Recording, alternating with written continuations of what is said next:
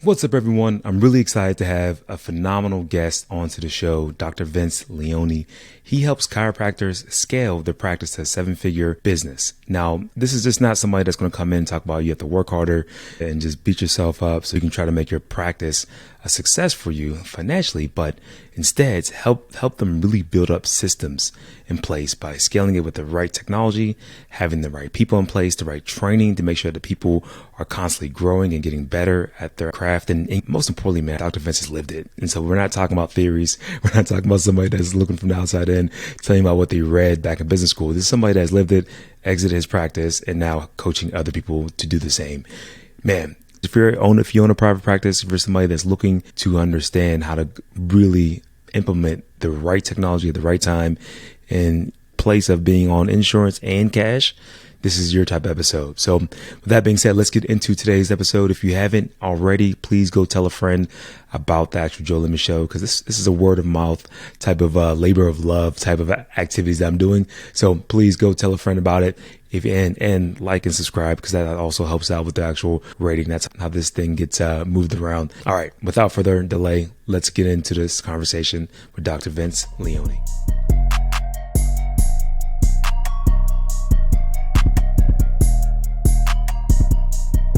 So Dr. Vince, you've been talking to a lot of chiropractors about really how to just run a more profitable practice so they can have a better life. That's what I hear every time I hear some of your content. You really set up systems that I think a lot of chiropractors are struggling to implement or just didn't know how to do it proper. The audience needs to hear about some different ideas that are out there, different strategies that are out there for them, so they're not just burning themselves out. We hear about this all throughout healthcare. People are just getting slammed. If you're in business, why not make some money while you're there, right? It So you can live helps. the type of life that you want to, man. Thank you so much for coming on to the podcast. Yeah, thrilled to be here, Joe. Really appreciate you having me. And I agree with what you're saying. I mean, I feel like I can only speak to chiropractors because that's what I am and was trained as, and what I now help coach. But the the traditional model is a high volume, low fee, heavy insurance, and it's kind of a grind. And I actually think it's a broken model. And the reason why is, like, when I got into practice, I was an associate for my father, and he's been in practice now for 50 years. So I know what his x-rays look like. I know what he feels like after all those adjustments, thousands and thousands of adjustments. I mean, we only have so many adjustments in us, right? So instead of the high volume, low fee, heavy insurance, that feels like a generalist, right? And I think this is one of the biggest things affecting chiropractors today, is falling into this generalist category. So instead of being a generalist, what if we could be a specialist? What if we could do a lower volume, high fee, and go all cash? Because when patients have big conditions that they really want to address, they want to see an expert. They don't want to go to just the average guy down the street. And so that was the impetus for the company. That's what we did in practice, and grew to one of the largest in Washington State, and helping patients with chronic back pain, bulging disc, herniated disc, et cetera, chronic knee pain, and peripheral neuropathy. I think it's so cool that you had an opportunity just to really watch your father build up his actual practice. I'm just curious, how much has this played on to you taking this path? I would imagine it had some impact, and because I talked to a ton of chiros, but they're like thinking about this after they've kind of been into it for 10, 15, 20 years, even like, all right, now it's time to go build an actual cash practice. But it seems like you got a pretty good head start on this. He always had a successful chiropractic practice, and he had one decompression table, but it was like up and down. Like 1 month, the chiro would do well, 1 month decompression would do well. I was an associate for 2 years. And so in our business park, we had about 14 chiropractors. It was very, very dense. And so here I start my own practice and didn't do very well. And my coach at the time was like, look, you need to differentiate yourself. You know what? You have all these successful chiros, and they're all kind of sucking up all the new patients. You're the new kid on the block. How are you different? And so he had sent me over to get training for neuropathy. And so for me, like you said, well, how did I get into this early? It was mainly by necessity. I needed to do something different because I had, a family at home that they, needed to eat. So I needed to do something. I needed to make some money. And plus, when you're doing chiro, especially when you're starting a practice, I mean, docs know this. It's like you're getting like $20 here and $50 here, and it's tough, right? Because you got to build a book of business. You got to build a patient base. Well, when I started with neuropathy, they were $3,500 care plans. And Wow. so I would back then, right? This was 2009, 2010. I'd run a newspaper ad and I'd get 20 phone calls.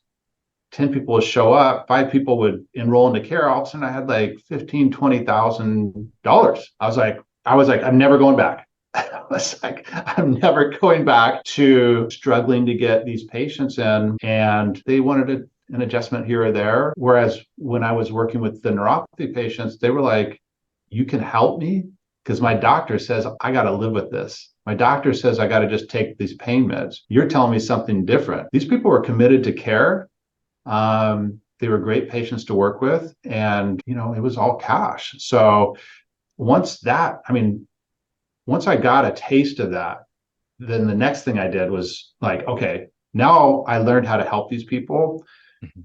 I know I'm not going to be able to run newspaper ads forever. So I just went and just dove into marketing, into direct response marketing. And I was like, I got to learn how to tell as many people about this in my community as possible. And I knew marketing was the answer there to do that. I want to talk about this marketing too, because especially with like all the different, I mean, there's so many marketers out there. I feel like there's so many people that have a thought and almost like it's almost been pushed for everyone to at least, gain some basic skills around just how to put yourself out there, how to brand yourself personally and your practice. But before I dive into marketing, I want to just talk about that making that first leap into doing cash. I think that's a big challenge for a lot of people. The biggest thought from that I always hear is that, man, if I take a leap, I'm going to lose XYZ percentage of current clients and patients. So any thoughts for anybody right there, kind of hesitant about taking that first step? Yeah, 100%. My answer is always don't stop. Don't stop the chiro, right? Because our most successful clients are the ones that still have a strong chiro, and because it's a feeder system. Because what you'll have, if you do it right, you can kind of bolt on a niche, right? Decompression, neuropathy, or knee pain. You can bolt on this high value cash service to your existing practice. So you still have the chiro.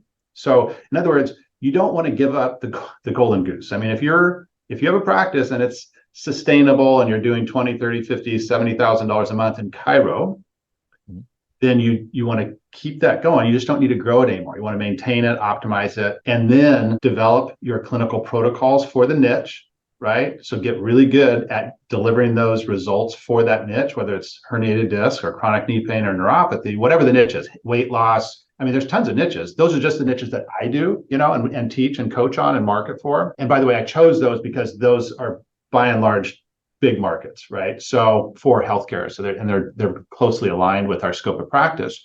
But don't give up the chiropractic. Like what I would do is optimize that, and you can do it in two ways. One, get out of bad insurances, because what happens is we get in this rut of this is how it always has been. I remember I got a check, honestly, Joe, I got a check for $1.89. I'm like, no more. That insurance is dead to me. I'm never going back. So I cut them off.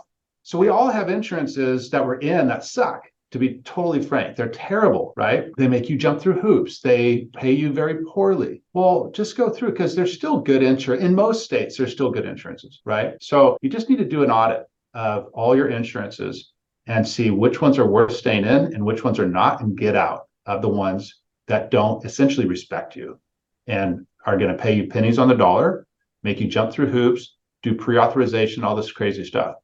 But there's still good insurances. So you want to optimize the ones that you are in. But it's tough to go all cash. That is a different beast. So one, keep the chiro, optimize it. While that's going, you want to take the time to dial in your clinical skills, get the equipment that you need, get the protocols to help this niche of a patient. Then you can ease yourself into that, right? And so what you'll find is you'll have patients from your chiropractic that they have a knee pain issue that they don't want to go to surgery for, or they have a disc that they have not responded to chiropractic for, or they have neuropathy and they're tired of the drugs. When you have that, then you can introduce, who is it, Jay Abraham always said, the easiest way to grow revenue is to just add a new service to your existing business. So we're just going to add a new service and then tell all your current and past patients about this. That's where you always want to start. And then, because they already know, like, and trust you, say, hey, I know you're struggling with this neuropathy. Let's get you in, get an evaluation, and I'll let you know if I can help. right? And that way, then you can work with people you already know, and you can even discount your services. We typically do what we call clinical trials with our new clients, because our kind of average case value is around 5,000. And that can be a little scary for docs to present that to a patient and ask and try to get a check for 5K. Mm-hmm. What we do with those clients, some doctors is no problem. Okay, I'm ready. Some docs are like, hey, this makes me a little nervous, and that's okay. But we do clinical trials where we discount it significantly, and they work with the patients that they're already comfortable with. They get them into care. In the beginning, it's not about making money, it's about gaining experience. So it's really, really key. In the beginning with these niches, it's more about gaining experience versus making money. Money will come. If you get good at your craft with this particular niche, money will follow. But you got to get your confidence up, right, clinically, and enrolling the patients into care. Man, there was a lot to go over right there, but a couple things. One, just walking away with doing that actual insurance audit. It's a great way to kind of just say, all right, let's kind of lower some of these walls a little bit. We're not going to just throw out the whole thing, and let's kind of walk away into this. And then let's run that clinical trial to make sure that we have the systems in place, we have the outcomes that we're looking for. And somebody that's into like doing any type of sales and marketing conversations, it builds confidence. Because I think one of the things that as a marketer or even as a salesperson, well, especially as a salesperson, but even if you're marketing yourself and you're going out there to the public, you want to feel good about what you're presenting to people. You want to know that, hey, for the right person, I can knock this out the park, right? It's not going to be everybody, but it's going to be the right people that we can serve, and those people we can crush it. Yeah, I think that was perfect, man. And now I want to talk about this marketing angle, right? Because when we talk about marketing, there's so many angles, right? Like you already mentioned newspaper ads. There's Facebook, of course. There's LinkedIn even now. There's YouTube. There's so many different channels to go look at marketing. And whenever people look at the Pisa Wave, they like give me graphics about the machine and talk about the actual device and technology. And I'm like, yeah, but I'm not sure if your patients are going to want to search and they really even care about our advice. They just want to get the outcome, right? And so, yeah, how should we think about marketing now? Yeah, and it's such a big, topic. But I'll tell you what, it gets easier with the niches, right? Because like with Pisa Wave, it's great with knee pain. It's great with plantar fasciitis. So the first thing is you really want to be marketing the condition, because there's this old saying, it's like people are tuned into the radio station WIIFM. What's in it for them? That's all people care about. Hey, how does this affect me? How does this help me? And we like to use what we call, or actually what Frank Kern calls, dog whistle copy, right? So in other words, we're going to call out with a headline or in a video or whatever, the type of people that we're trying to reach, right? Hey, are you suffering from plantar fasciitis? Would you like to avoid drugs and surgery for your knee pain? Like, you want to call out the people in the marketing that you're trying to reach, and so that you can try to educate them about what you do.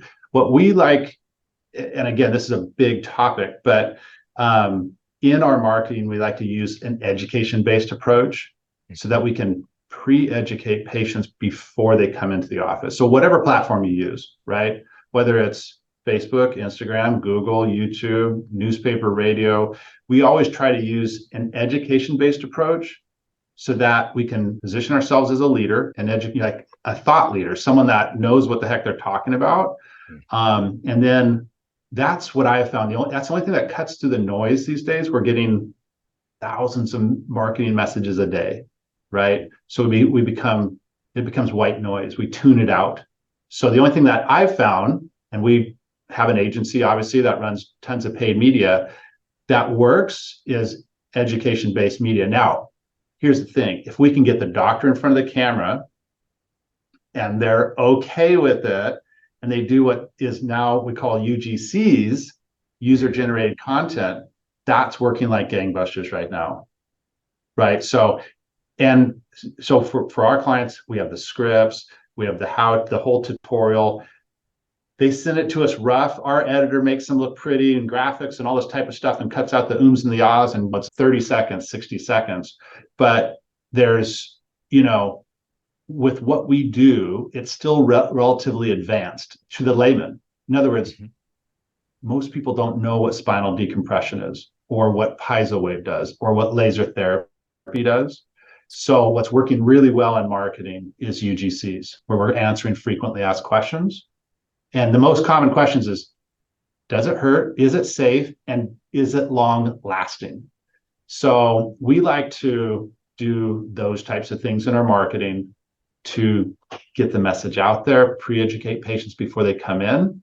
So they have the condition, they see us as an expert, they recognize that there's going to be an investment, and now we can have a much more productive consultation, evaluation, et cetera, with the patient. Man, I say the past almost about 6 months to a year, that UGC content, man, it's the best. And just for everyone that's listening too, just imagine what it means if you have a friend of a friend tell you about their great experience of working with us versus me just hopping on the video saying how great I am.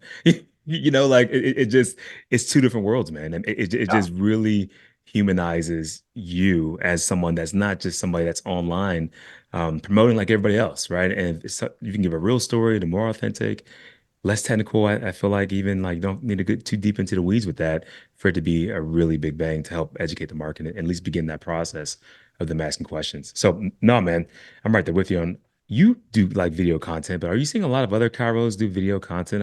I know a couple big names, but are you seeing a I lot of think it? it's getting traction.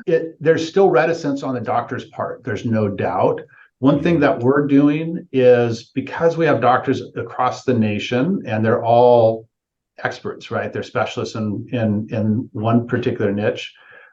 Is we're starting to, because I get it, right? Some doctors don't want to do it, even though it really behooved them if they did. Is I am going to start doing UGC for our members. So I'm going to put on the doctor clothes, do the frequently asked questions, do offer videos, do explainer videos, and then position it like, hey, and if you're watching this, you have a specialist in your area. Click or call today. So that way we can still have. Now, I still think it'd be better if the doctor did it, but at least if a doctor does it, because a key is that there's a connection, right? There's rapport that's starting to be built. And so if you can position, again, you're educating people through whatever platform it is, Facebook, Instagram, YouTube, et cetera. But if you can get in front of people who they'd rather watch a video than read something these days, and answer their questions, show them the equipment. Oh my God, have you seen this Pies Away? Do you know what it does? Here's the 3 benefits of Pies Away for chronic knee pain. That's the stuff that's really resonating and working right now. So what we're trying to do is, we know UGCs are working really well. We're trying to take it out of the doctor's hands and just have, okay, we're going to have a face of the franchise. It's going to be Dr. Vince.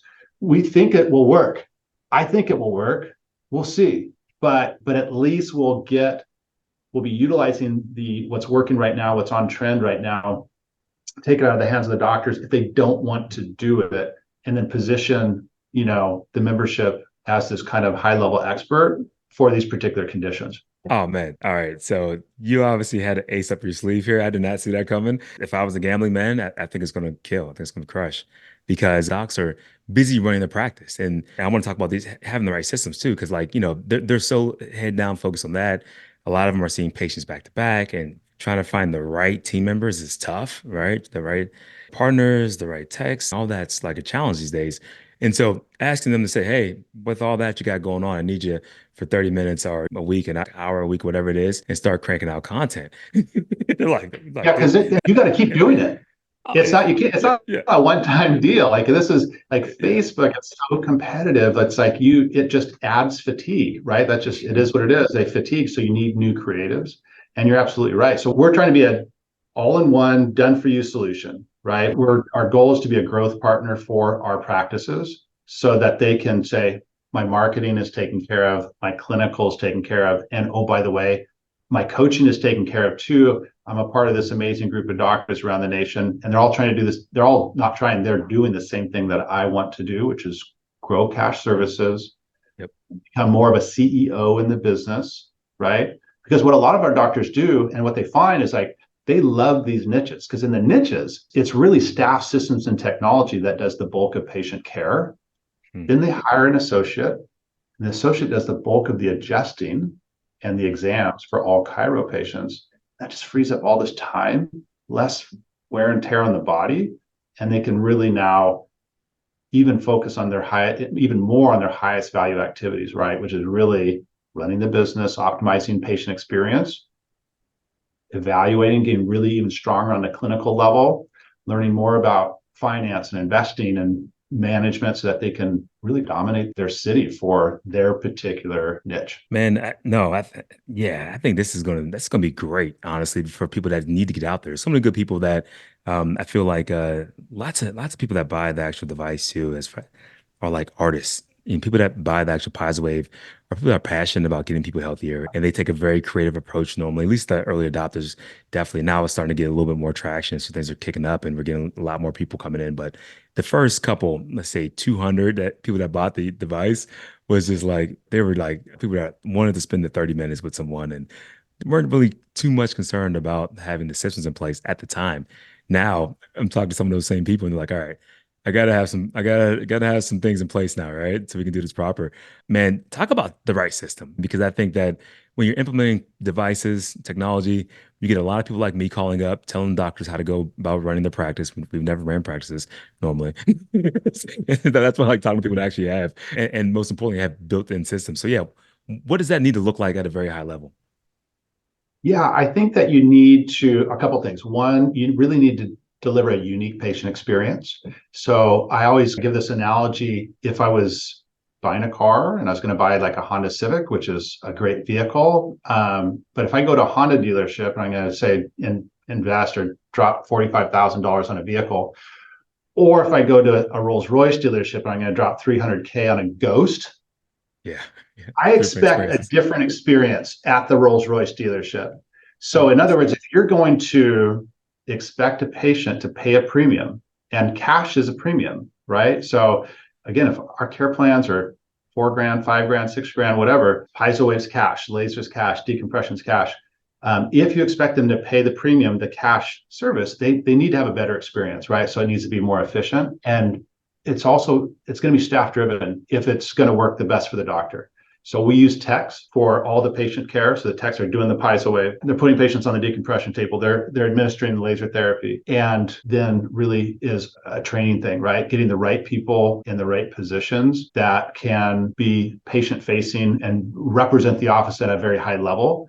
So that system is critical, right? Is how is patient care administered once they come under care? But then before that, what does the patient evaluation process look like?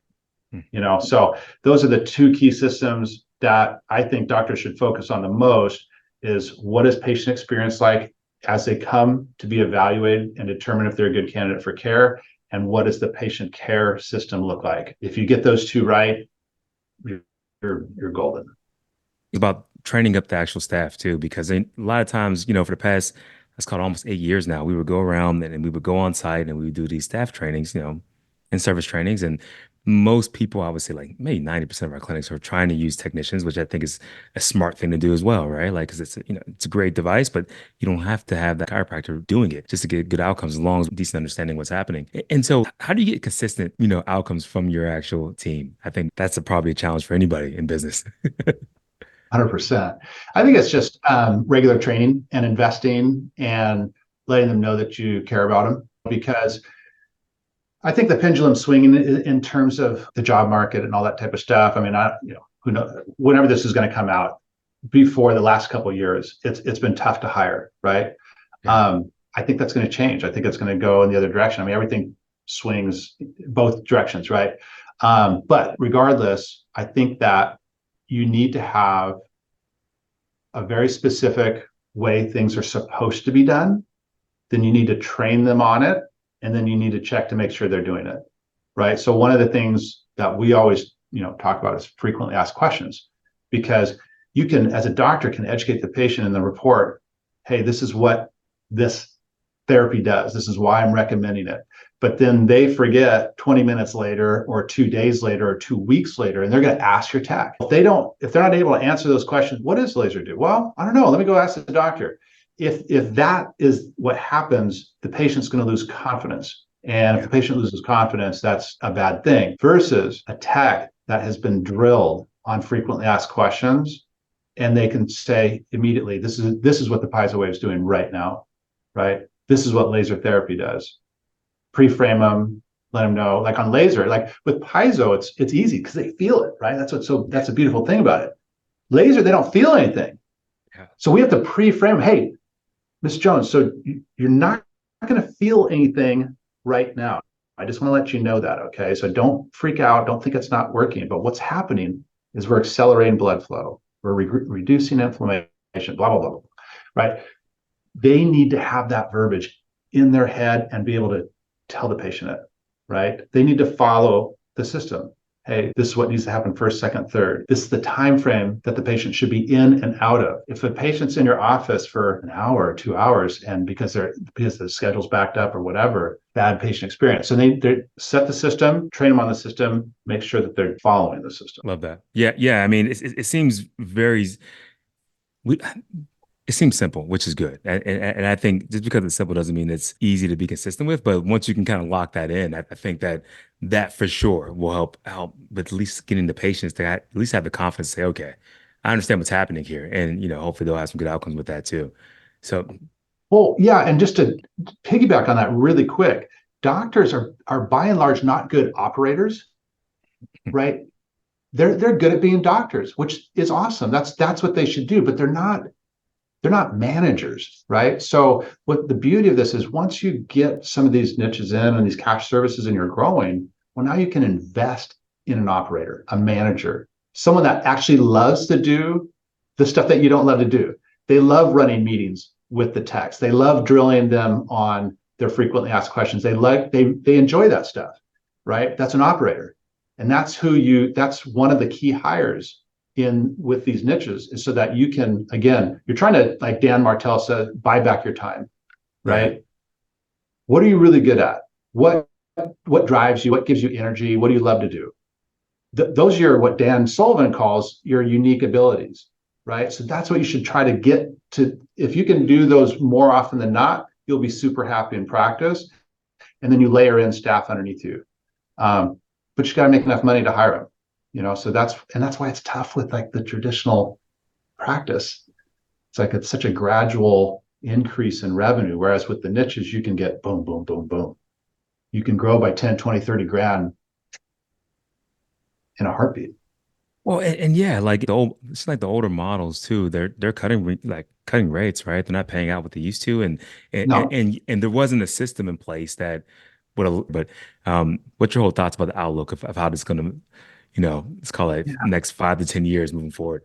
I don't think insurance ever, well, it's never going to go away, right? Because they're making tons of money. So why would it go away? What I think is going to happen, they Right. don't want to put themselves out of business. But their business model is to hold on to as much money as possible, which means paying you guys less and less.